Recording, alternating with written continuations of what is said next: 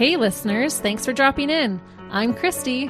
And I'm Melissa. And this is Buried Motives, where we dig deep into the details of some of the most gruesome Dirtbag murderers.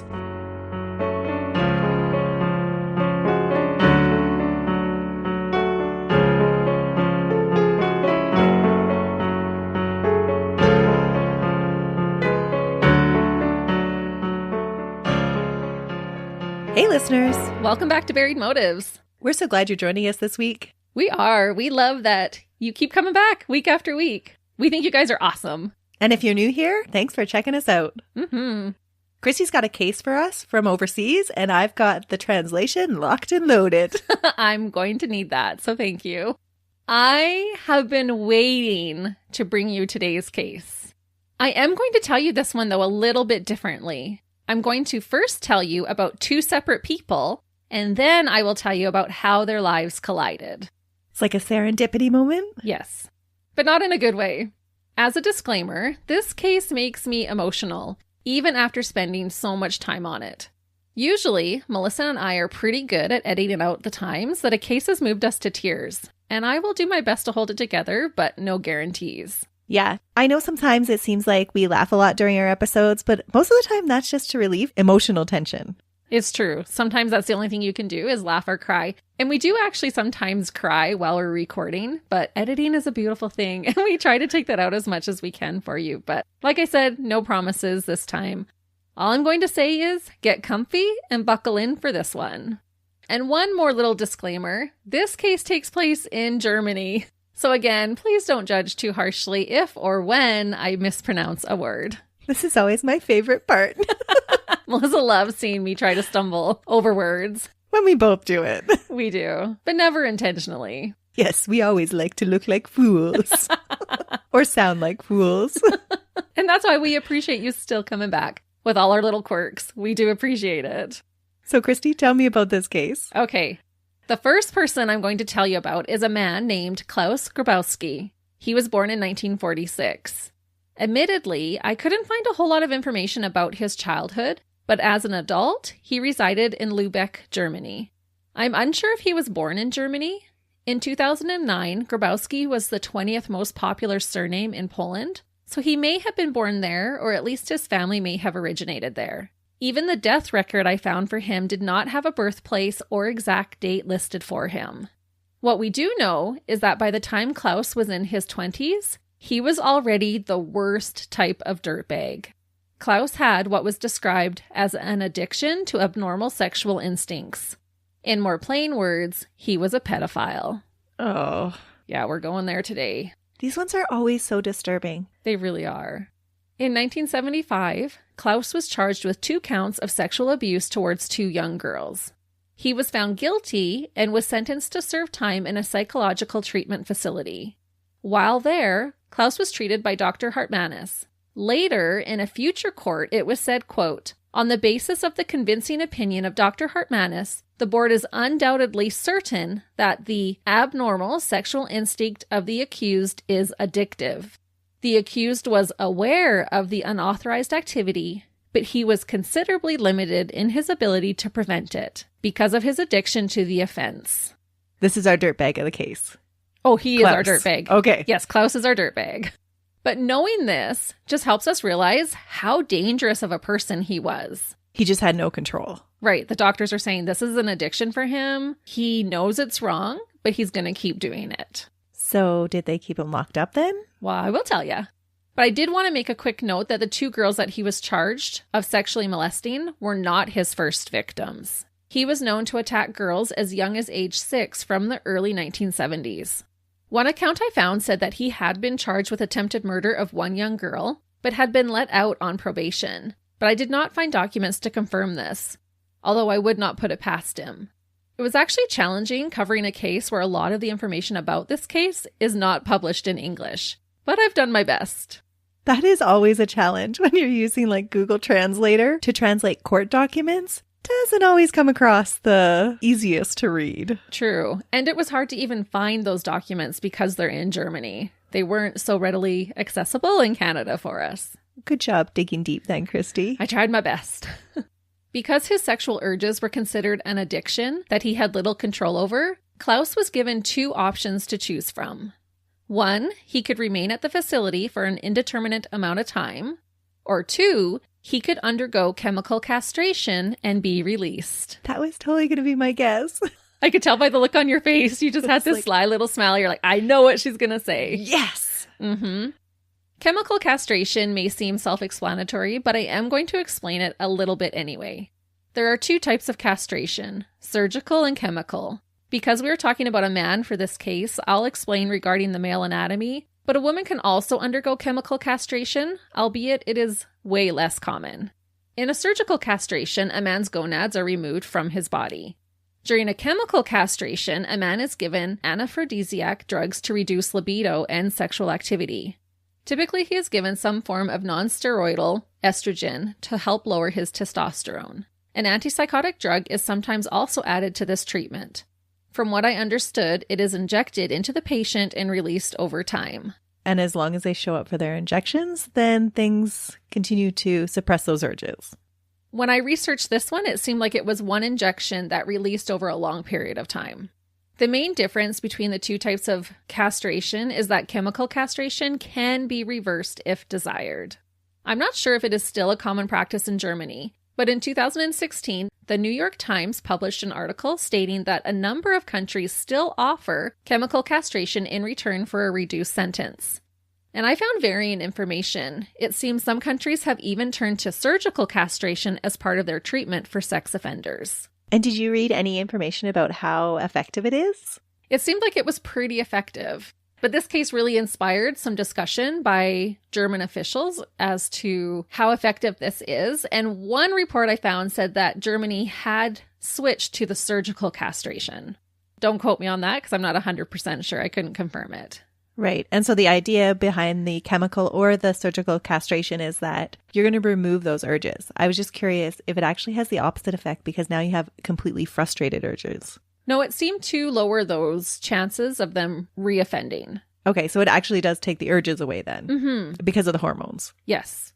From what I read, and I mean, I didn't spend hours and hours on it, but from what I did read, it did seem like it was effective in most cases. Now you've inspired me to do another deep dig. Now I have to go read about this. You can go on your own little journey about castration. I had spent the amount of time that I was prepared and willing to spend and the thought, okay, I got to move on. But when presented with these options, Klaus chose the chemical castration, which he received in 1976 and was then released back into the community. 2 years after being released in 1978, Klaus went to urologist Dr. Volker vom End to ask him to reverse his chemical castration.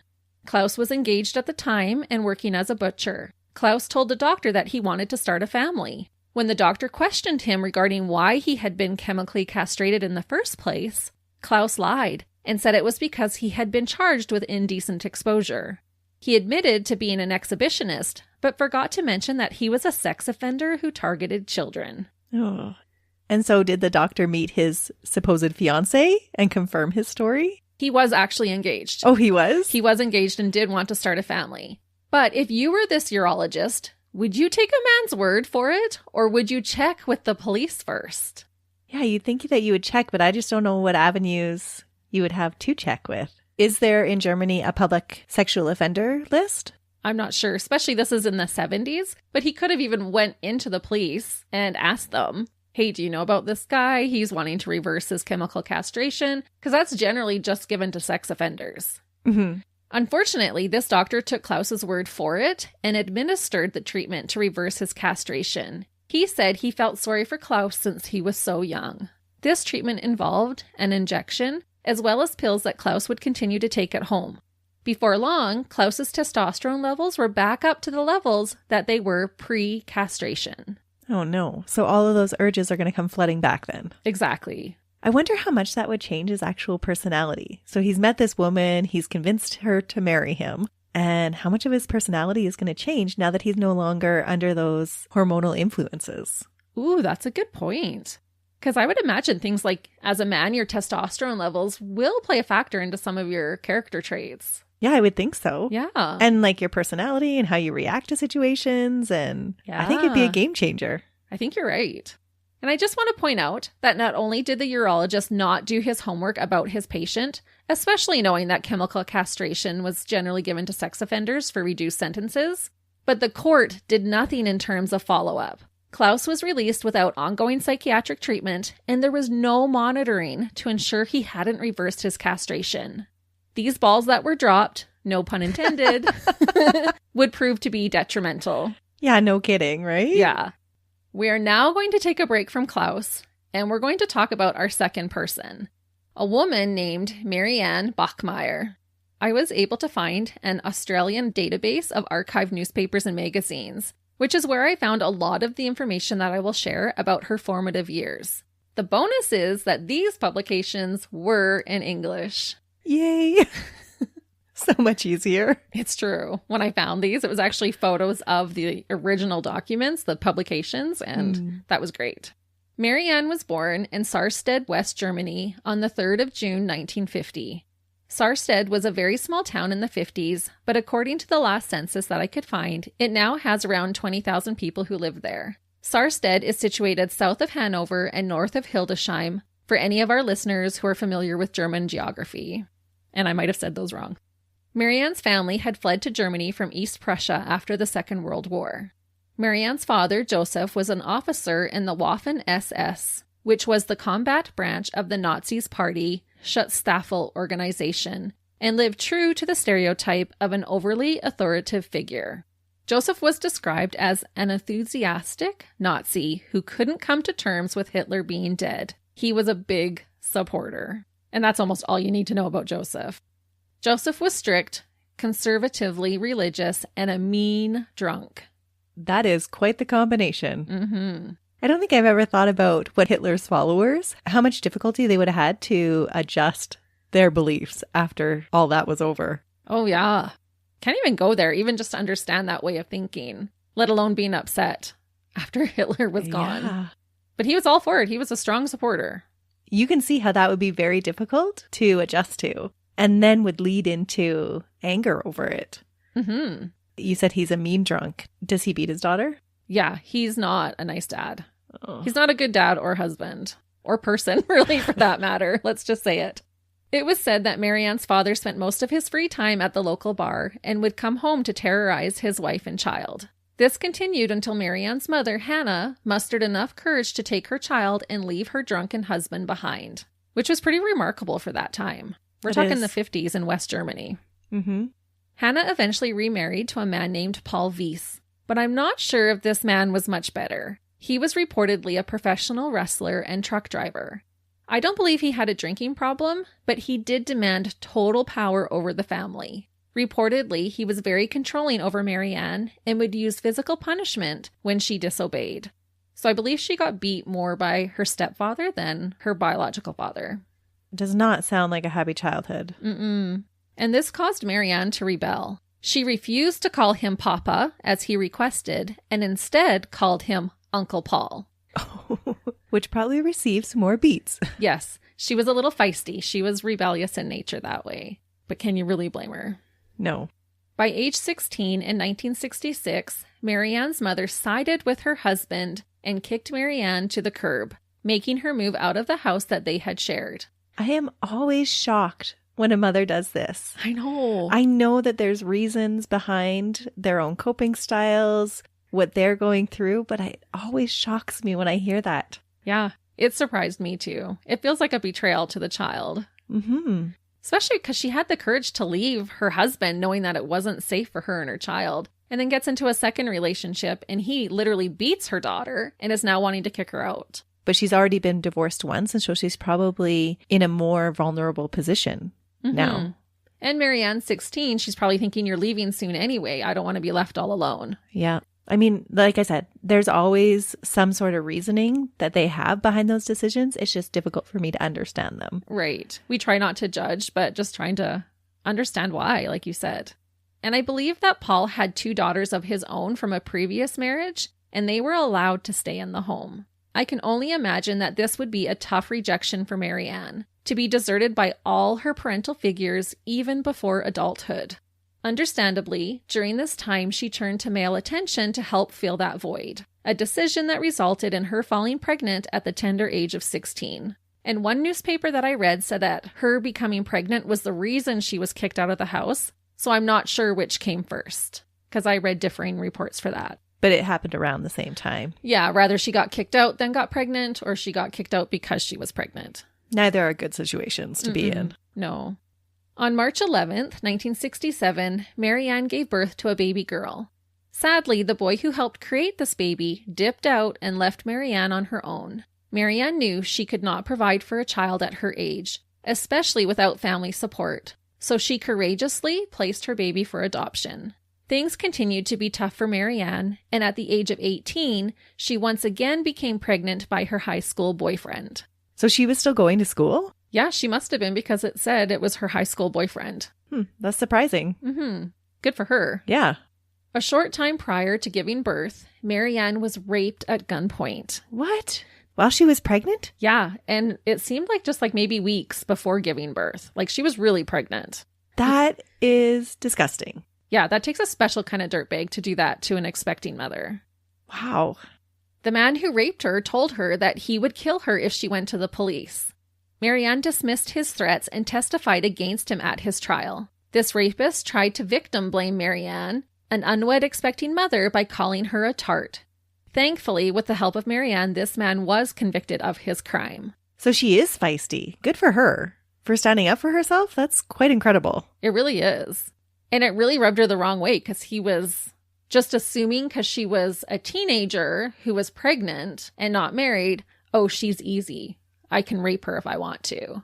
Yeah. Which is just sickening. Mm-hmm. And I can't even imagine. She didn't have family support either. Like the bravery that took for her to do that.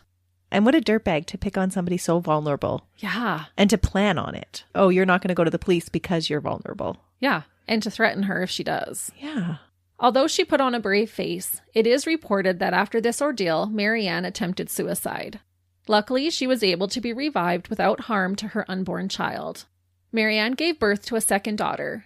Because she was still struggling with the trauma from her assault and the ending of her relationship with her boyfriend, Marianne decided again to place this baby for adoption. One report said it was the father's parents who adopted the child. During these years outside of her house, Marianne had been living in different reform homes and places for unwed mothers. After the baby was born, Uncle Paul passed away, and Marianne was allowed to move back home for a time. At this time in her life, Marianne became, quote, an addict of discotheques. What? She liked to party. Okay. Means like the club. Right. So we've got two addictive personalities. Are they going to collide? They're going to collide somehow. We're going to get there. I got to know, Christy. I'm going to tell you.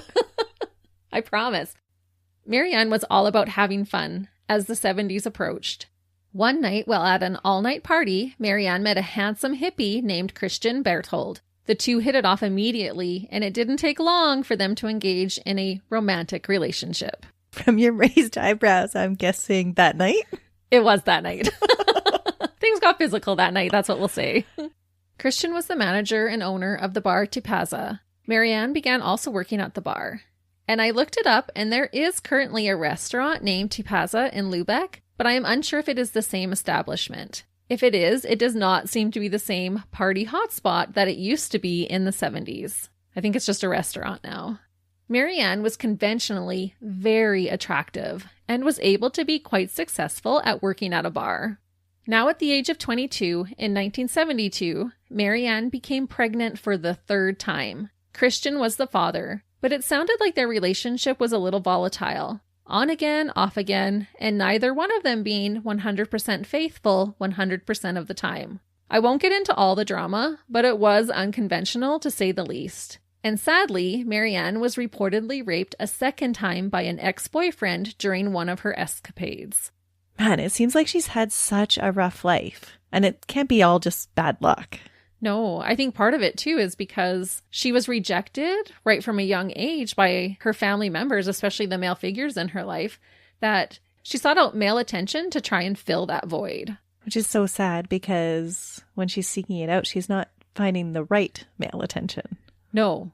On November 14th, 1972, Marianne gave birth to a beautiful little girl and named her Anna.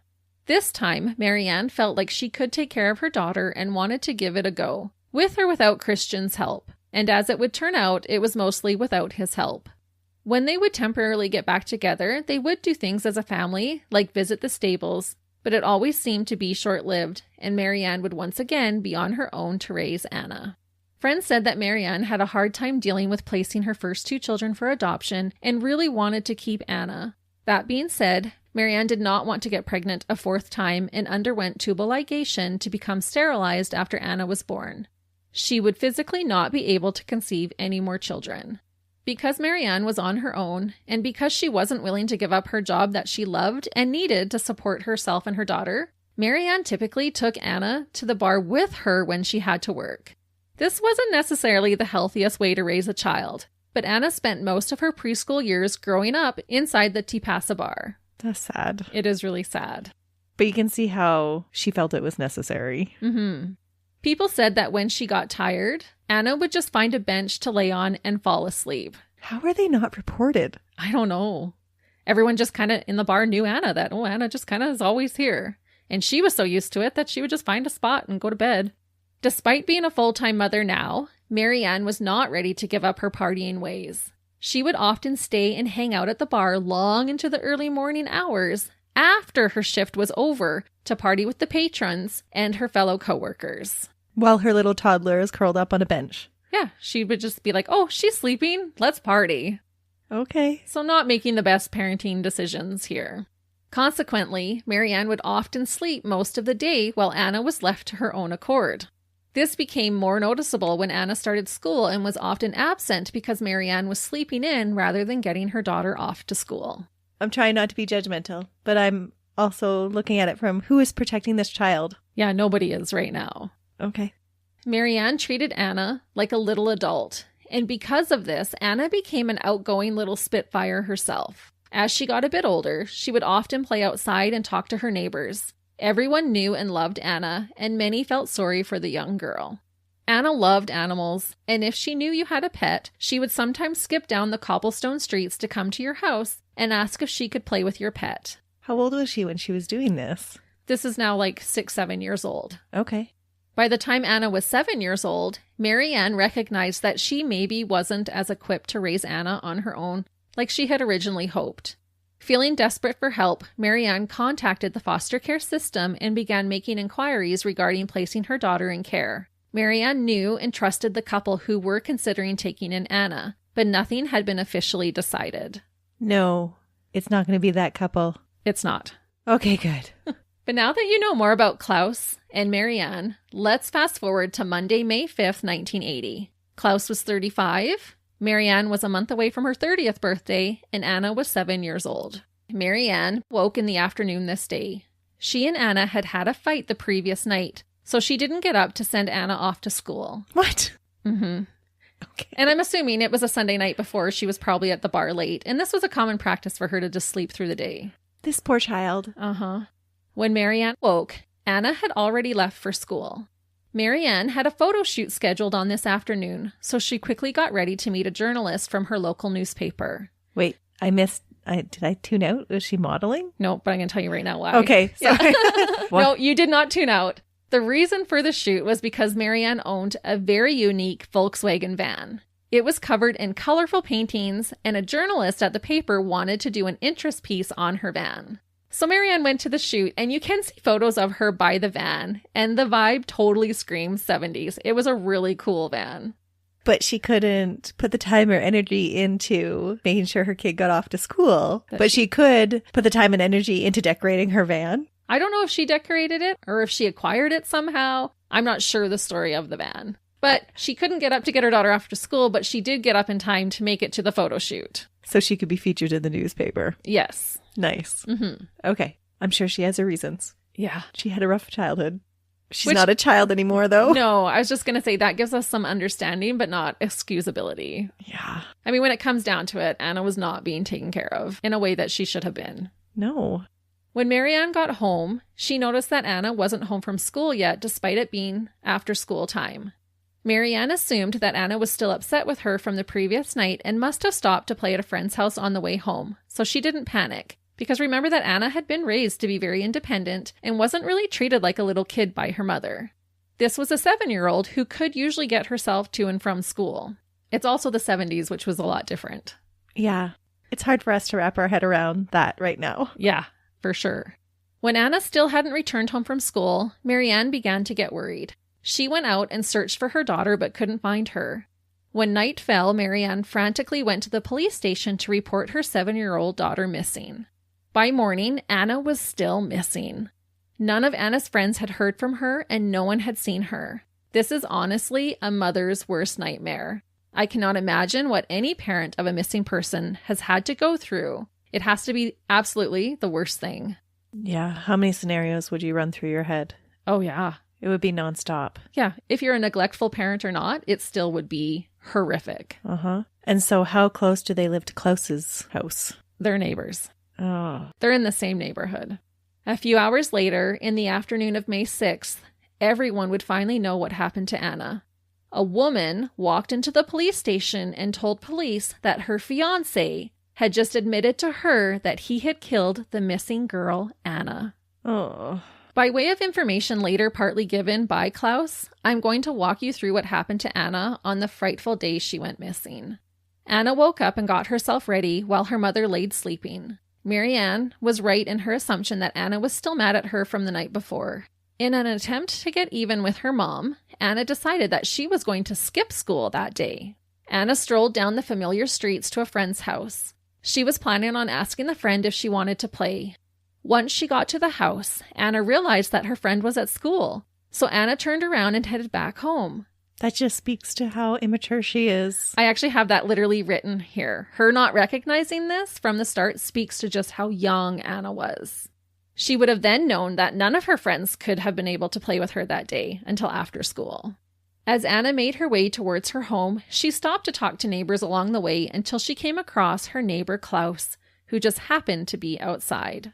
Klaus and his fiancée knew Anna. They had a cat, and Anna often asked if she could play with it. On this day, Klaus's fiancée was not home. As Anna approached her familiar neighbor, she happily greeted him and asked if she could play with his cat.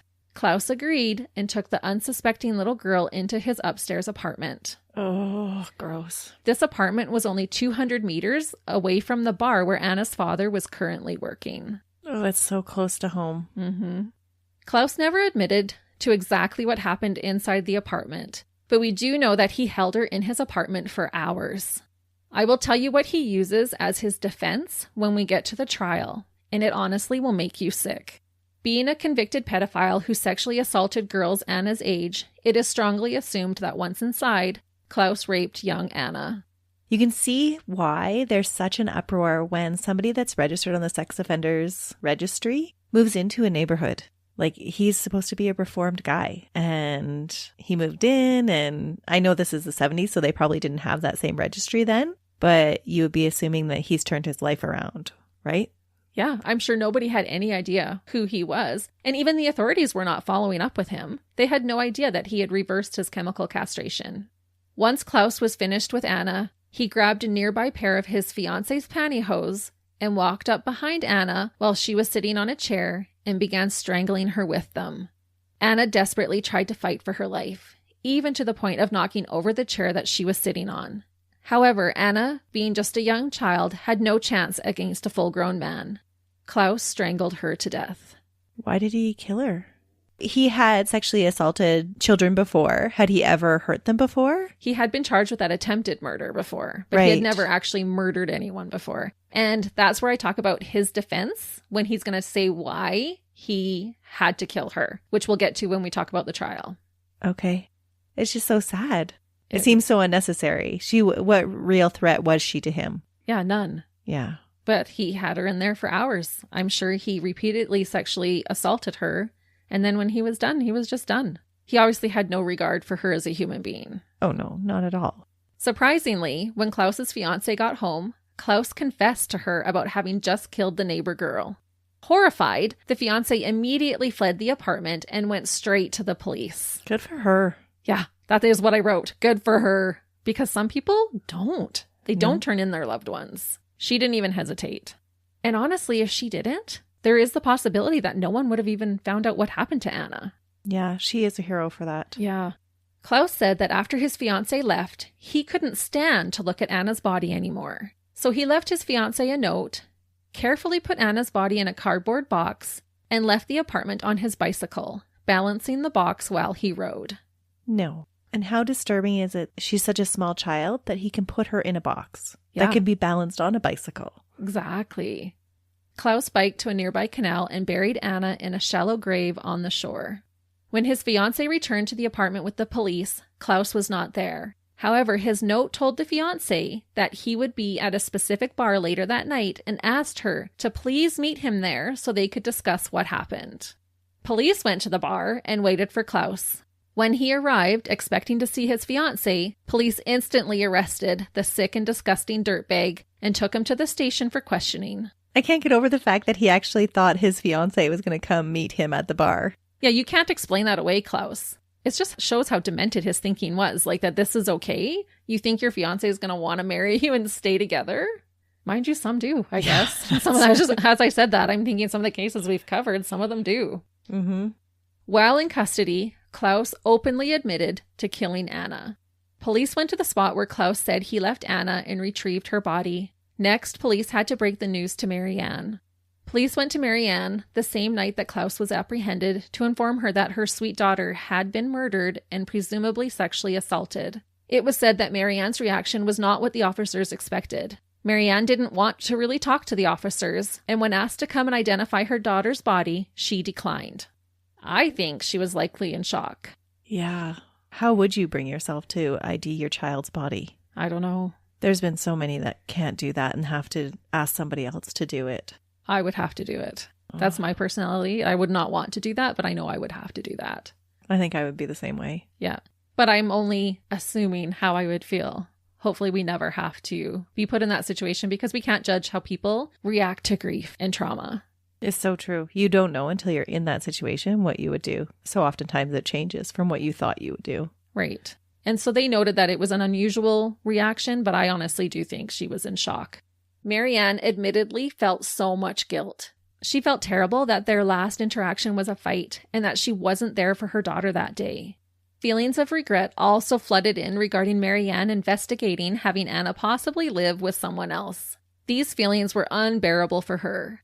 Marianne was unarguably a neglectful parent, but she still loved her daughter ferociously. Well, I think her looking for a foster care situation was showing her love for her. She recognized that she wasn't the best person to care for her. Yeah, and that her daughter deserved to be cared for in a better way. Mm-hmm. I agree. Even placing her other two children up for adoption shows that love for them. Mm-hmm. A funeral was held for Anna, and Marianne made sure that it was not an uptight, overly religious affair. Instead of soft chapel music playing during the service, Marianne chose to have Pink Floyd playing full blast. About the funeral, Marianne said that it was Anna's day. She said about Anna, quote, "She must be happy. We want to dress in bright, cheerful colors, and it must be a funeral she would have enjoyed." The funeral went until sunrise. It sounds like it was a celebration of her life. It really was. It took almost a year for Klaus's trial to begin. Proceedings began near the beginning of March 1981. Leading up to the trial, Marianne understandably had a very difficult time. She would sometimes lock herself in her apartment all alone for periods of time, and other times would be seen having a complete meltdown. I don't know how you would ever deal with that. I can't either. When court began, Marianne made sure to sit in the very front row so she could look her daughter's killer in the eye. At one point, she shouted, calling him a pig. I just can't even imagine the rage you would feel. I couldn't imagine sitting there and even just watching them without wanting to throttle them. Yeah, exactly. I believe it was the very first day of court when Klaus testified on his behalf. He admitted to killing Anna. He described in detail her death. About strangling her, he said, quote, "I heard something come out of her nose. I was fixated. Then I could not stand the sight of her body any longer." I thought, what a vile dirtbag. Yeah. He wanted her so much that he kidnapped her, raped her, and then killed her. And then he was just done and over it. Yeah. Yeah, that is disturbing. It's disgusting. What gets worse is that Klaus decided to blame Anna for her own death. What? Remember, I told you we would circle back to his defense. Klaus claimed that he did not touch Anna in a sexual way, which is a lie. He said that instead, he was being blackmailed by the 7-year-old. What?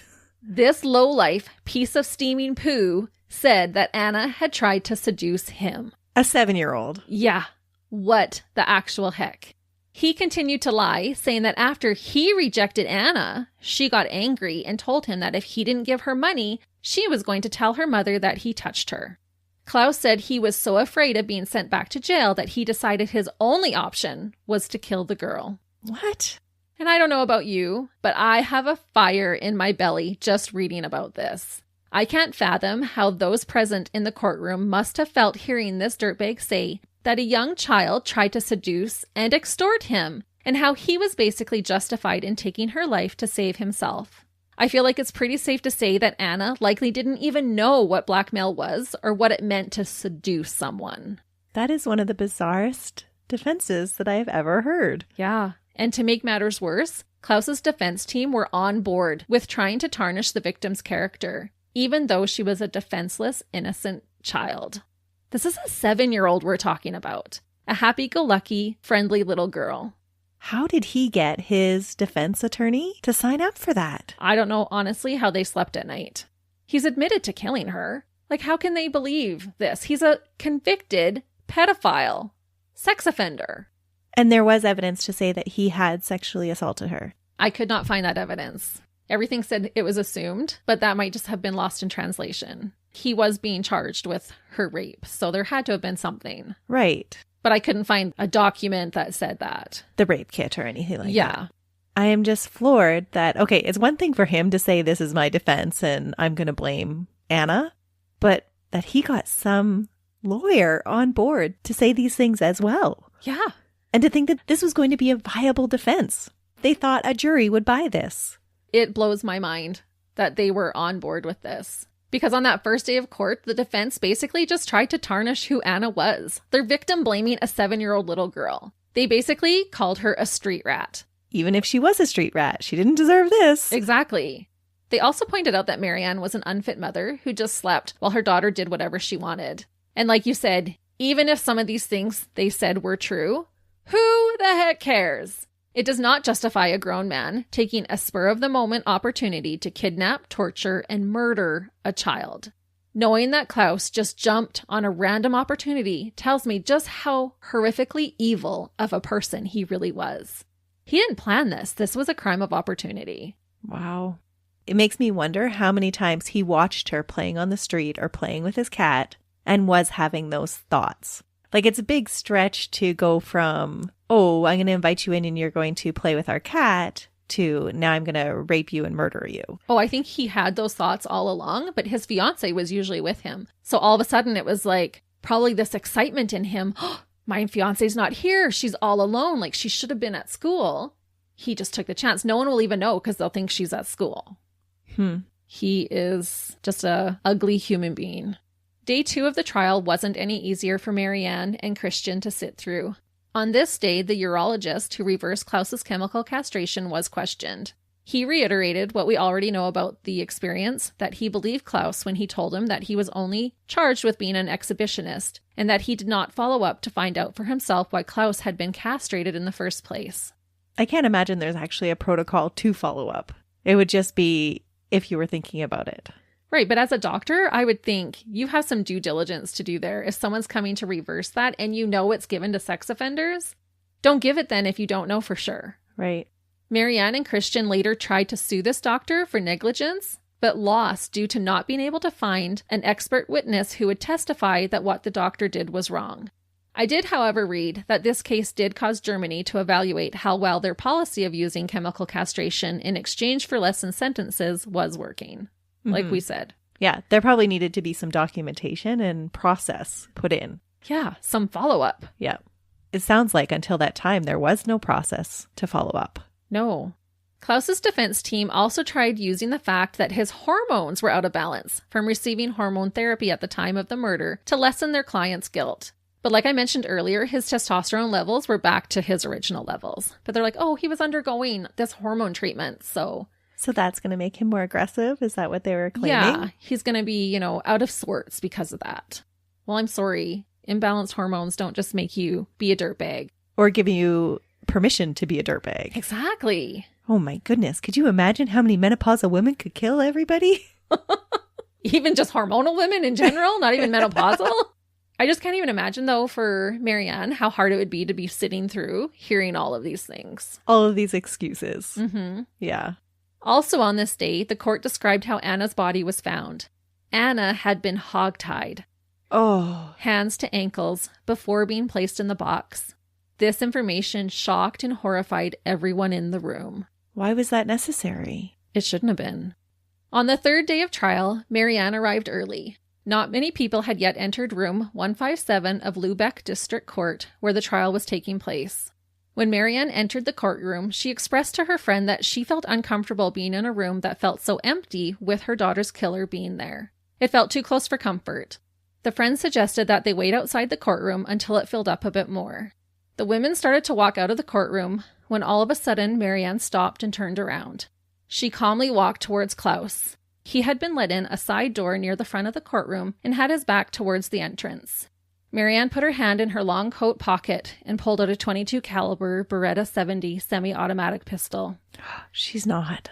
With no expression on her face, Marianne slowly... See, this is where I'm going to cry. She slowly raised her arm and released 8 bullets, 6 of which entered Klaus's back. I watched a video of Marianne doing this. You cannot see Klaus, but you can clearly see Marianne head on. I have yet to watch this video without crying. You can tell no one expected this to happen. Marianne just stands there for a second. You can see the life leave her face as the bullets fly. 2 officers run up to either side of her and gently grab her arms. One officer just lowers her arm and at first doesn't even remove the gun from her hand. They treat her with such kindness. Instead of forcibly tackling her to the ground, they stand there beside her for a moment and let her watch the man that took her baby's life fall to the ground. They let her watch him bleed. Shortly after the shooting, Marianne was heard saying, "I wanted to kill him. He killed my daughter. I wanted to shoot him in the face. Unfortunately, I hit him in the back. I hope he's dead." Wow. So did they purposely let her stand there and not tackle her to the ground? They did. It was such an act of mercy, and I think that's partly why this touches me so much. They didn't tackle her. They just both run up, grab either side of her, and I think they're in shock too. They all just stand there staring at Klaus. But you can't encourage that kind of vigilante justice either. Oh, they didn't encourage. They ran to stop her. They just didn't tackle her to the ground. Right. It was already done by the time they got up to her. She wasn't still shooting. Mm-hmm. The video must be so moving. We're going to pause and let Melissa watch the video. Wow. It doesn't even look real. Like, she's so calm. Yeah. But if that guy in the background hadn't reacted the way he did, everything else looks to be almost phony because it's so calm. Yeah. She has no expression.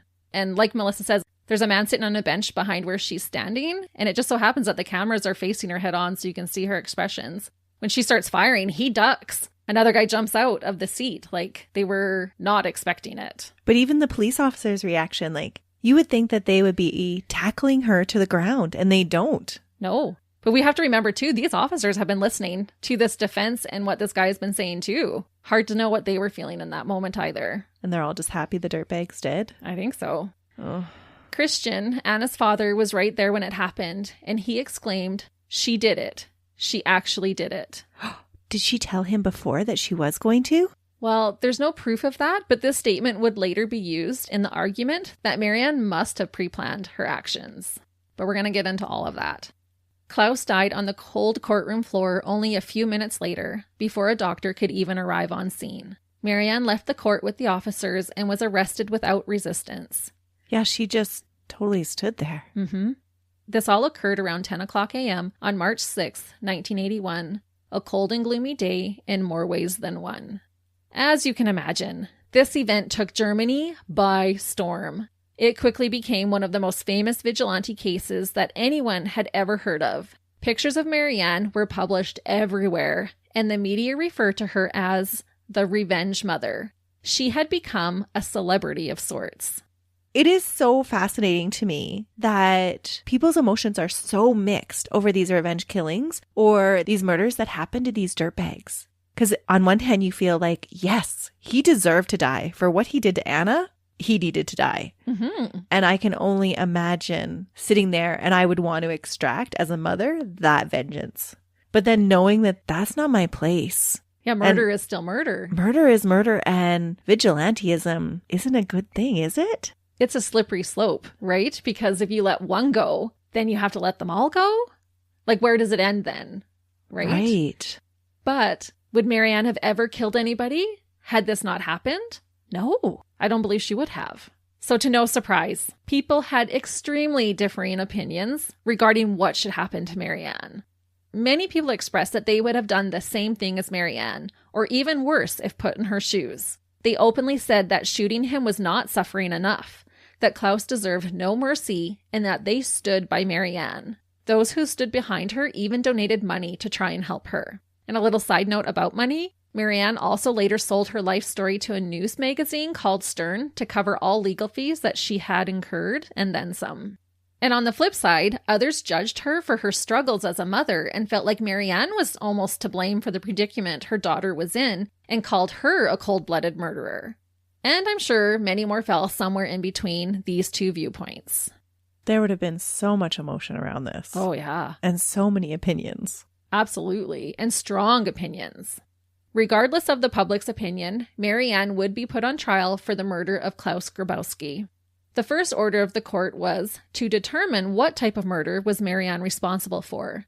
Should she be charged with first-degree murder or manslaughter? It looked like first degree to me. Marianne said that she didn't plan on killing Klaus. She claimed she had the gun for her own protection and had brought it even with her to court all 3 days of the trial. Which just shocks me that you can take a gun into the courtroom. Yeah, this was back in the day when you weren't searched for weapons upon entering a courthouse. You totally could have a pistol in your pocket and nobody would know. But I'm sure you weren't supposed to. Or at least you weren't checked for it. Right. Where now your bags are checked, metal detectors, all of that. Because of cases like this. Exactly. The gun did raise some debate during her trial. Marianne had bought the gun from a guy at the bar, and people were suspicious of her accurate aim. This made them think that she had practiced using the gun prior to using it in court that day. And when did she buy this gun? Before or after Anna's death? I believe it was after Anna's death, but she said it was for her own protection because it did shake her up. So she was feeling vulnerable. Okay, I can see that. Mm-hmm. People who frequented the bar claimed that Marianne practiced her shot in the bar's cellar. Again, this doesn't mean she was practicing to shoot Klaus. Marianne denied this accusation. She said she was close enough to Klaus that it was hard to miss him. She was approximately 3.5 meters or 11 feet away from him. That's some distance. You can miss at that distance. Yeah. From watching the video, it is clear that she was at least familiar with how the gun worked. Mm-hmm. And it didn't seem like she hesitated at all. She walked in and it looked like with a purpose. I think it does too, to be honest. But I don't know, because she was starting to walk out the room. And if it just all of a sudden hit her and she turned around, and she is going to give a little bit of that explanation because Marianne did make that split decision to turn around that day. And she did open fire on her daughter's dirtbag murderer. And this will give some explanation to why she broke down. Before court proceedings ended the previous day, Marianne overheard a conversation between the presiding judge and the defense attorney stating that Klaus was going to get the chance to testify again the next day. Marianne had been dreading all night the thought of Klaus getting the opportunity to continue to spew lies about her defenseless daughter and fabricate more reasons why he had no other choice than to kill Anna. As Marianne began to walk out of the courtroom that day to wait in the hallway for more people to arrive, she said she was overcome with thoughts about what Klaus was going to say. She could not sit there and let this murderer degrade her daughter more than he already had. Marianne said, quote, "I heard he wanted to make a statement. I thought, now comes the next lie about this victim who was my child." Marianne herself had been a victim of abuse, including rape, and was especially irate about her daughter being blamed for what had happened to her. She basically claimed that she snapped in the moment. Well, that guy had tried to blame her for being a tart, right? Mm-hmm. So she would totally recognize those emotions. I'm having trouble with her decision. I think that there were so many other decisions. She could have just not went there that day. But I don't know how you don't show up for your daughter's murder trial. To me, that's not an option, not showing up that day. Yeah. Not that I'm trying to justify her killing him. Maybe she doesn't take the gun then. Right. Hands the gun off to her friend. If I'm feeling murderous, I'm not going to put a murder weapon in my pocket. Yeah. Take my jacket that has this gun in it because I'm feeling tempted. Yeah. But she just said it was a split decision. It just overcame her, this flood of emotion, and she just made that decision and then went for it.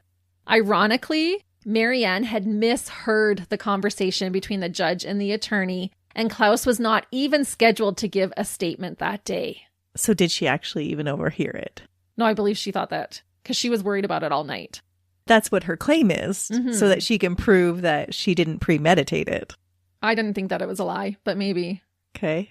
According to the law in West Germany at the time, Marianne had killed a defenseless person and was therefore charged with the equivalent to first-degree murder. They believed it was premeditated. When news of her charges were made public, the nation clapped back in an uproar, feeling and expressing that her charge was way too harsh.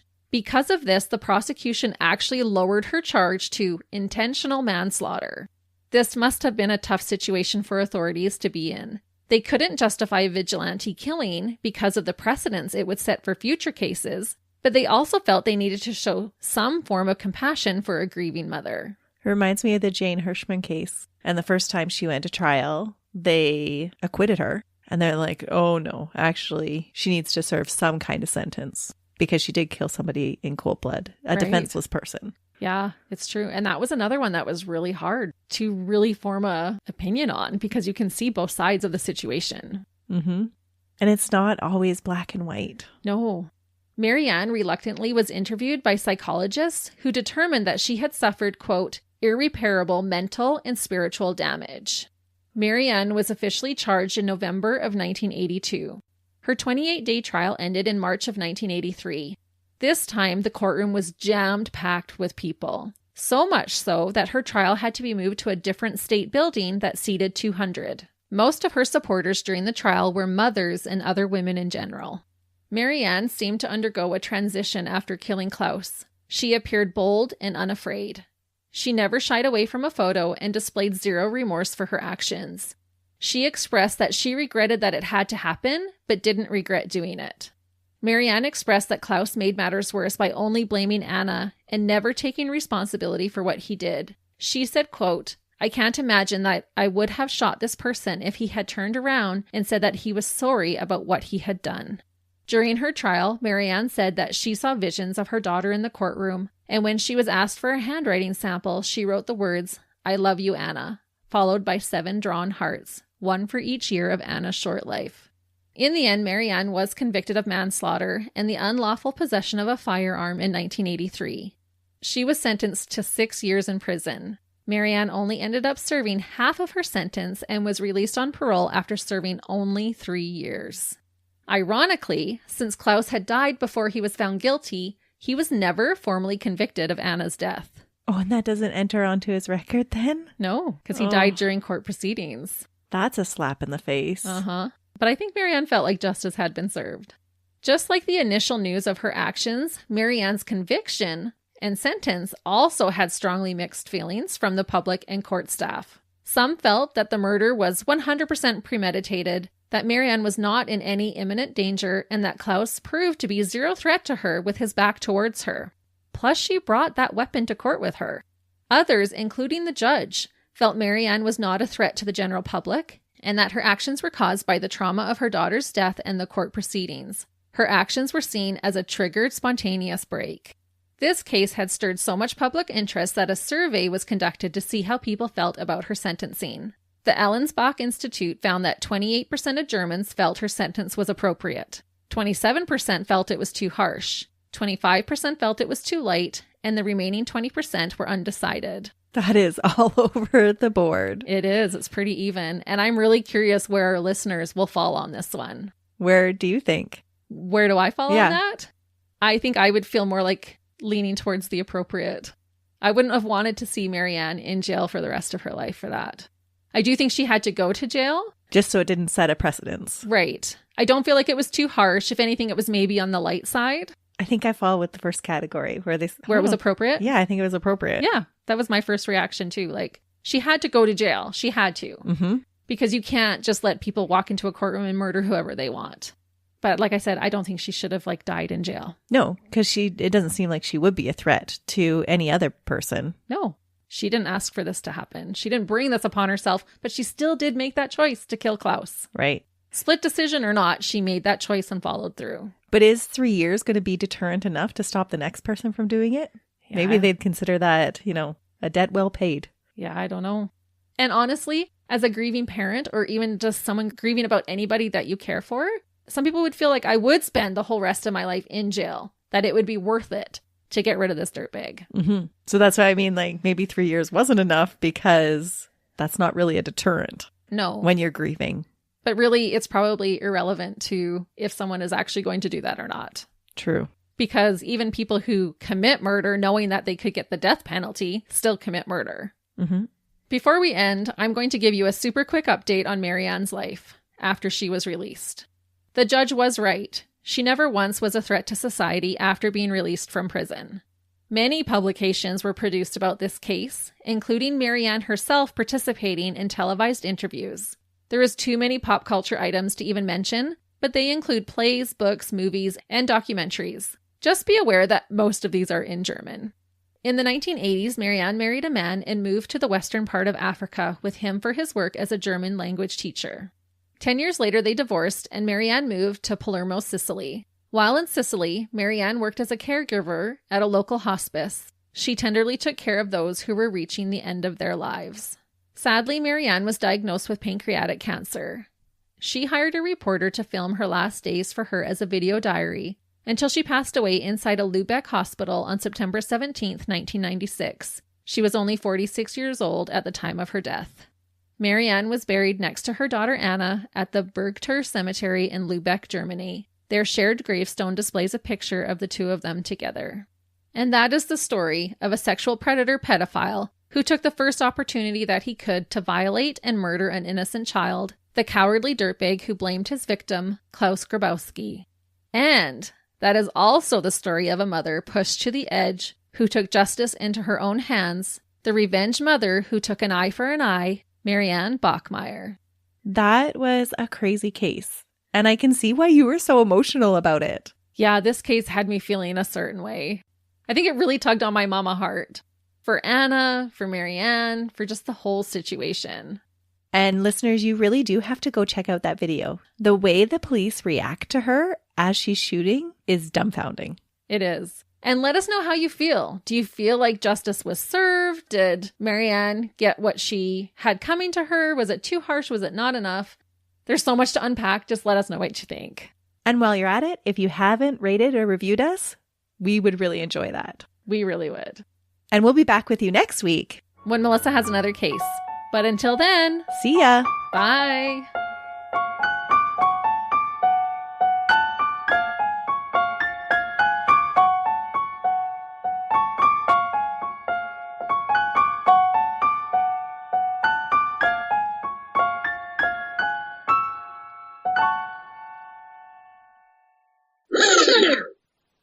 That's right. I got it now. The things we gotta do. Testing. We are all riled up already and have been eating chocolate. I'm not sure if that's a good thing or not. It's been a morning. That's all that we'll say. It's so nice to have a friend that when you fall apart, they're okay with it. They smile and feed you chocolate. Right. And offer to throat punch the people who are annoying you. I got your back. That's okay, Melissa. Here, have some chocolate. Before you explode. I stand in the corner and throw chocolate at her until she comes down. Okay, ready? Yep. My cheeks already hurt from laughing. Mine too. Okay. We're going to test again. And we're going to do the third time. Crying hurts my head, Christy. I much prefer to laugh. It's true. You hit your keyboard. Sorry. Let me just finish this. Okay. You thought you could be sneaky and type all that and not show up. Sneaky. And unfortunately, this doctor took Klaus's word for it, and unfortunately, Okay, I got through that part. I could only not see for a second. I can't do this case without crying. I don't know. Okay.